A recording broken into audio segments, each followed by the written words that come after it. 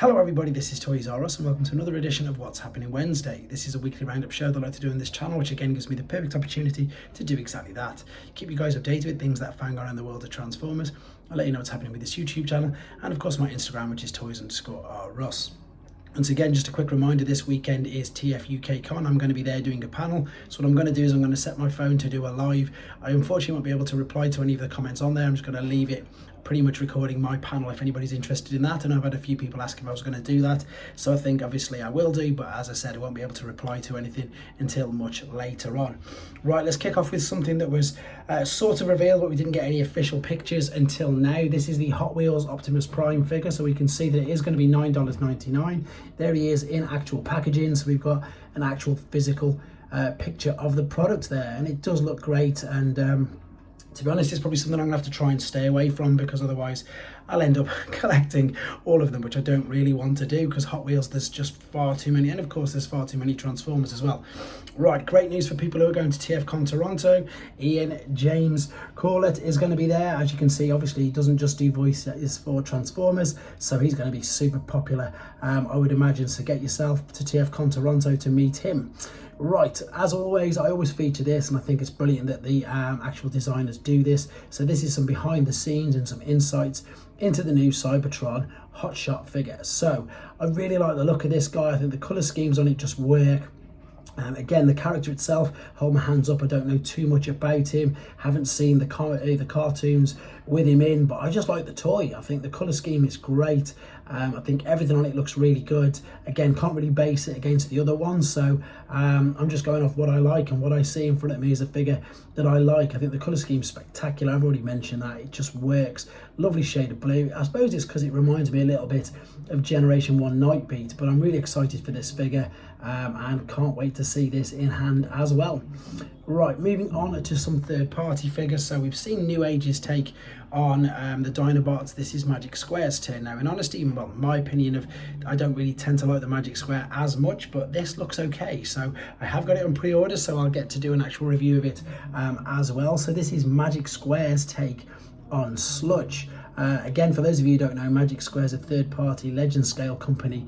They make transforming figures, so because they transform, they can't call them by their proper names. I've got these images via TFW 2005, so if you want to see them without the glare, you can either head to that website, or indeed, of course, to the Magic Square Weibo page, where once again you can see all these.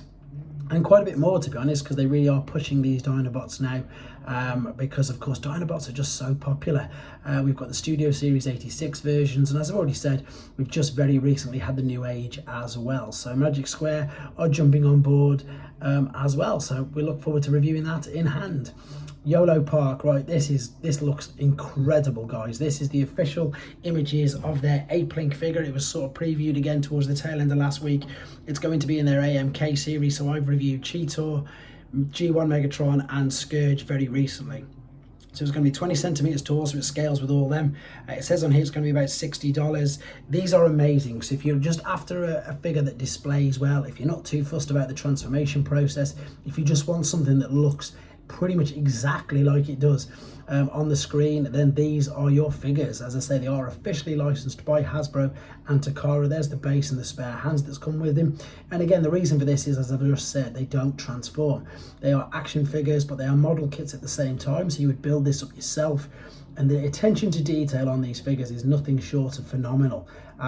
Again, it's one of the best representations of any of the figures and the movie casts that I've had a chance to do reviews on, in all honesty. And I think that's because obviously they don't have to worry about the transforming gimmicks and getting everything to fit in. All they are doing is just giving you the best screen representation of the character in which they can. Again, they can do it completely unhindered, haven't got to worry about things molding, moving here, there and everything.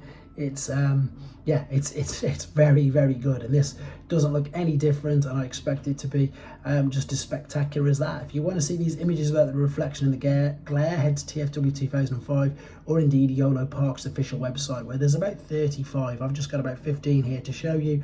Yolopark's got way more. Right, moving on to some other viewers and some other fans.